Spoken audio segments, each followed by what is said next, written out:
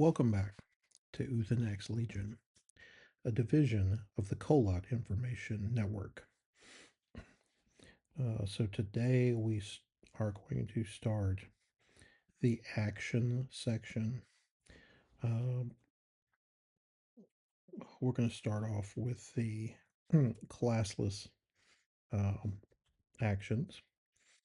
Previous episodes can be found in the description below. Um, so first is a new card was part of the Gen Con 2023 preview decks. This is another Tavern Brawl. It's a level 1 action. Common, it is an order. Target opponent chooses a character they control. The chosen character performs a melee strike. After the strike, this character performs a melee strike. Um, so this is a interesting effect. It's essentially a taunting effect. Um, um, the bad news is the opponent gets to choose um, the character that they're going to perform a melee strike with, and then you get to choose. Then the character that's played this attack will get to perform a melee strike. So you kind of have to choose wisely um, which character you're targeting with this, so that your character doesn't die before the swing. Um, but like cleric based decks that can prevent wounds or temporarily um, uh, grant HP buffs, or a character um, uh, could be quite helpful. Um, I like the idea of this card. I'm just not sure how reliable it's going to be, since your opponent gets to choose the character that they strike with uh, first.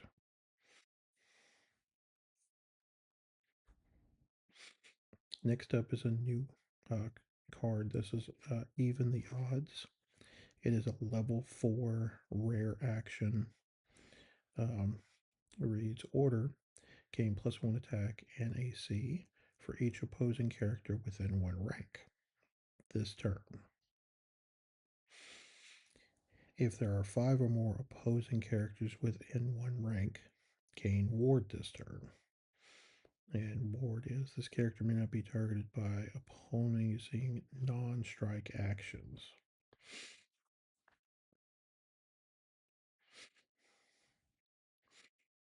Um,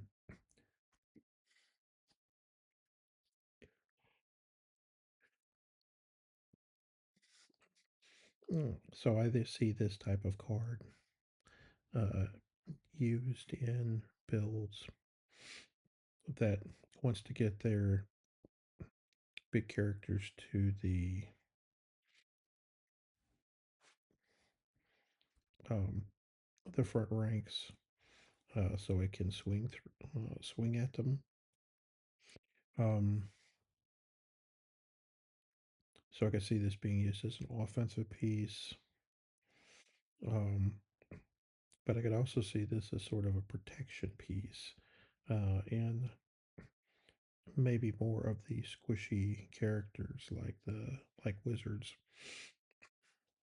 who are stuck, maybe get stuck, pushed to the front ranks, and this gives them uh, buffs and potentially ward, um, to make them harder to kill. Um, I do think the card is a very neat design, and I love the fact that Drew Baker um, did this piece for the game.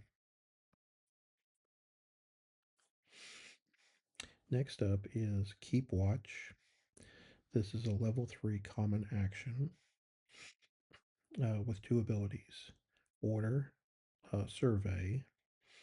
Look at the top two cards of your deck, put any number of them on top or bottom in any order. Spin React. After a character in this rank is targeted with a strike, cancel the strike.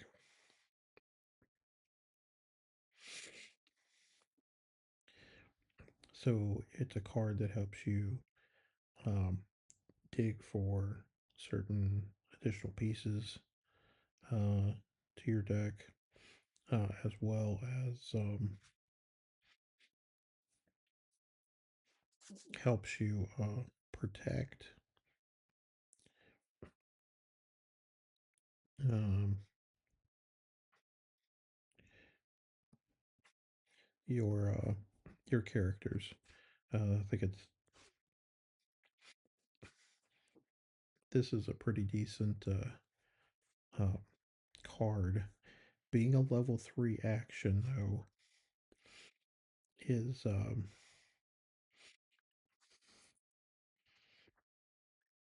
makes this a little more difficult as far as protection, because the character has to be level 3 or higher, and you usually don't want to be spending those to cancel a strike unless it's targeting something like your Warlord. Speaking of cards done by Drew Baker, Leveled is a common reprint. It's a level 1 action. React. After this card performs a strike or an action that kills an opposing character of equal or higher level, the character this character permanently gets +1 level, +3 attack, +3 AC, +2 skill, and +1 hit point. Banish this card. So this was one of those cards that was hard to track back in the day, um, unless you like literally left the card under the character. Now we have a token for it, uh, so that you know that your character has been leveled up. Um,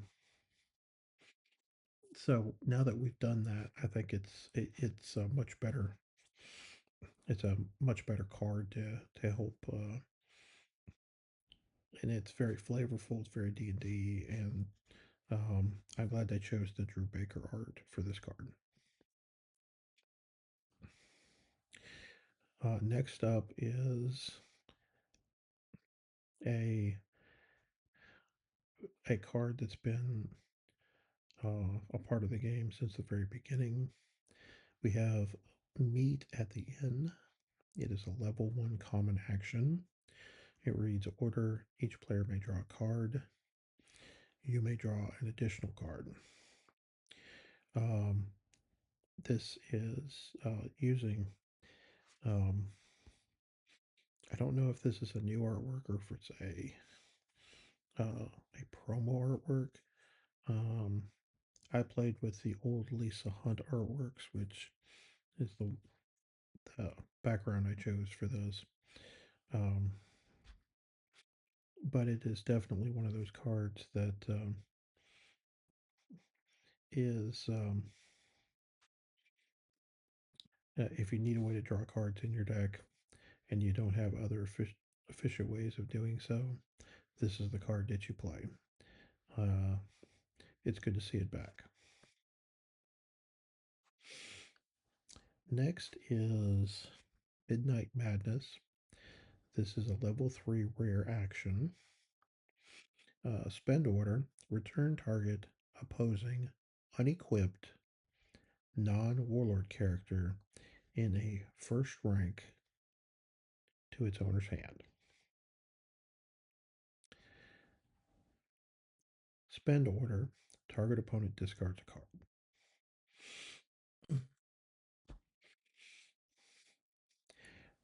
I think in excuse me, in most cases. you're going to mm, probably use the spend order target opponent discards a card, but I could see certain scenarios where the return target opposing unequipped non-warlord character in a first rank to owner's hand could really mess with your opponent. For example, they got a level 4 or 5 character that has moved all the way up to the front ranks. Um, it was stunned last turn, so you didn't touch it. Um, it's exhausted um, this turn, and maybe you've gotten to the point that your ranks have deteriorated to the point where if you return that character to your opponent's hand, they may not be able to play it again. Um,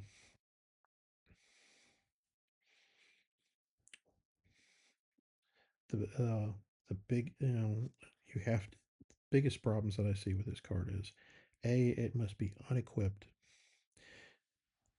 um, and b it must be in the first rank. Um, Bouncing lower or level 1 and 2 characters probably isn't what you want to be doing with this card, but bouncing something that is level 3 or higher, if you get a chance to do it, seems like a huge tempo swing, particularly if they don't have the structure to be able to replay that character on this turn or the next turn. It could be completely devastating to an opponent. Noble Sacrifice. This is a level 1 common action.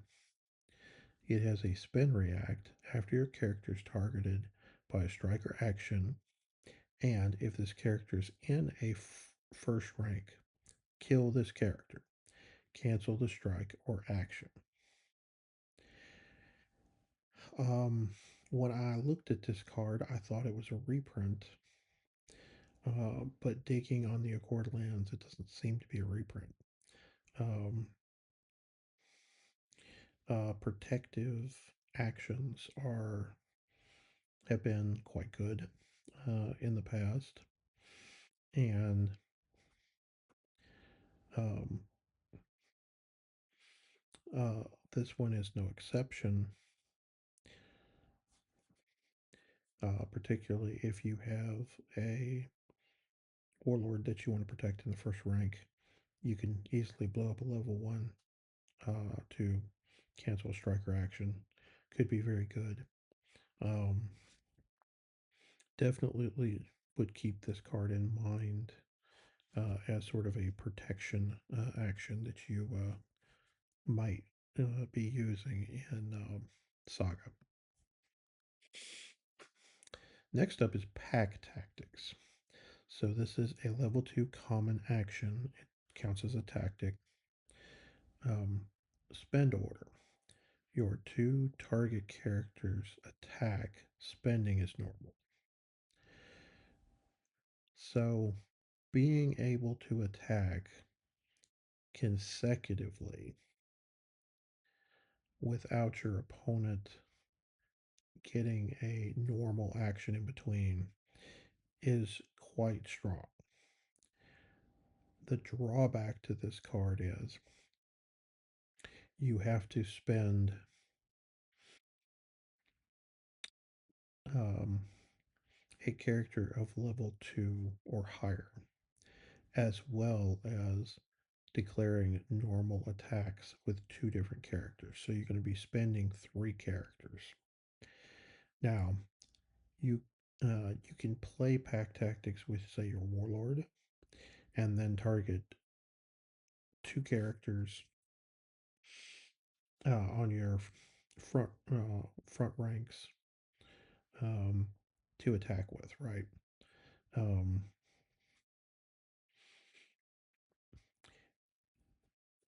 the only bad part is now you have a spent warlord that may have to fall forward and be stunned. And so you have to be very careful how you do that. I like the idea of this card, and it will require some amount of um, testing to see if it's worth spending a level 2 or higher character to to do a double attack. Uh, since it's a good chance that the character that you're spending will end up being stunned. If this if this works.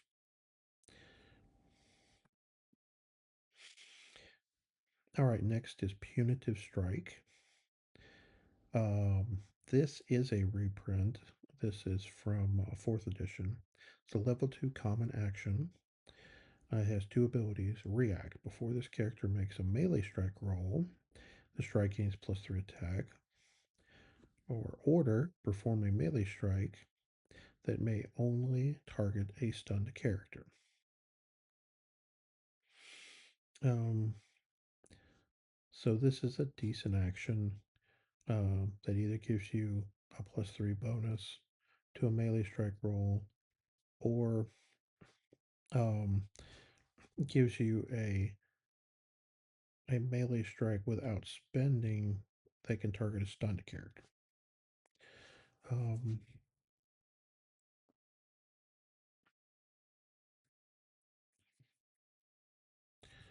um, Not sure how much constructed play this will see, um,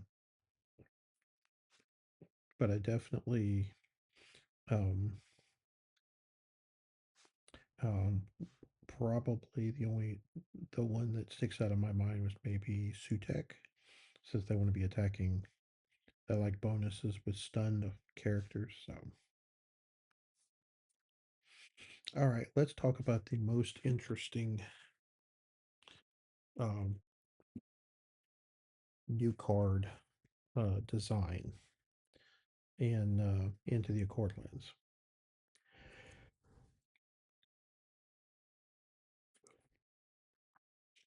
So, Skulk in the Shadows is an uncommon level 1 action, and it has a spend order, but it has a roll spend order.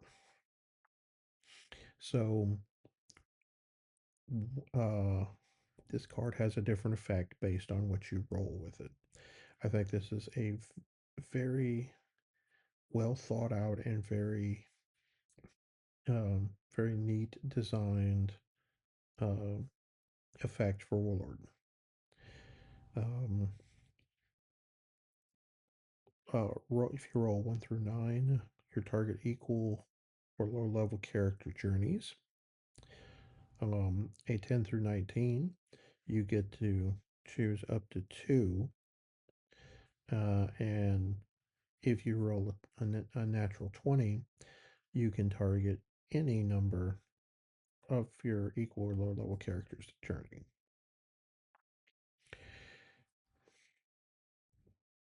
So it gives you a base effect of you're always going to get to move one character forward, forward or back with one rank that is equal or lower level.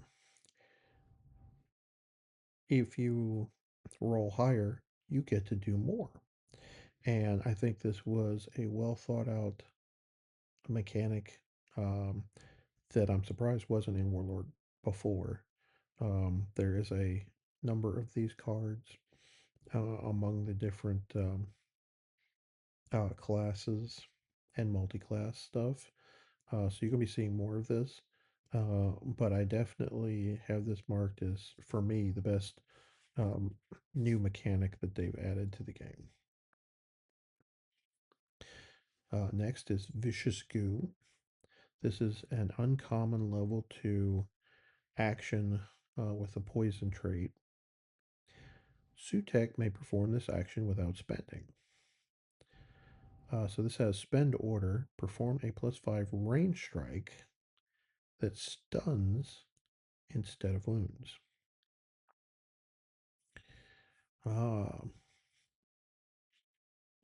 so stunning instead of wounding doesn't seem like a lot, but I promise you, locking a character down in stun mode, um, where they can't perform actions, um, leaving the character at the mercy of your your characters is very, very good. Um, Definitely this is in a Sutek decks for sure. I will see where else this fits, but I like the whole design of the card and the flavor. Lastly, this is well supplied. This is a reprint. Uh, it is an uncommon this time. It was a rare previously. Level 5 action. Spend order. Reveal the top 10 cards of your deck.